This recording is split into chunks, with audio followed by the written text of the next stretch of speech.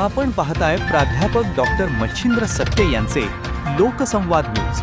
सत्य जे तुमच्या समोर.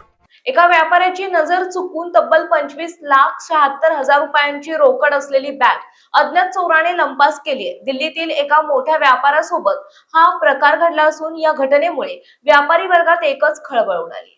दिल्लीतील ओंकार नगर येथे राहणारे 47 वर्षीय व्यापारी सचिन सुरेश कुमार अग्रवाल यांचा शू ट्रेडिंग म्हणजेच बुटांचा मोठा व्यवसाय आहे. याच व्यापारानिमित्त ते कोल्हापूरच्या गांधीनगर बाजारपेठेत आले होते. त्यांनी नगर, पिंपरी चिंचवड आणि कराड येथील वेगवेगळ्या व्यापाऱ्यांकडून मालाचे तब्बल 25,76,000 रुपये गोळा केले. हे सर्व पैसे एका काळ्या रंगाच्या बॅगेत भरून सचिन अग्रवाल दिल्लीला परत जाण्यासाठी वडिवडे रेल्वे स्टेशनवर पोहोचले. मात्र रेल्वेचे तिकीट काढत असताना त्यांनी पैशाची बॅग काही क्षणासाठी खाली ठेवली. याच घाई गडबडीचा आणि निष्काळजीपणाचा फायदा घेत एका अज्ञाताने ती 25 लाखांची बॅग क्षणात लंपास केली. बॅग चोरीला गेल्याचे लक्षात येताच व्यापारी अग्रवाल यांनी तात्काळ गांधीनगर पोलीस ठाणे गाठले.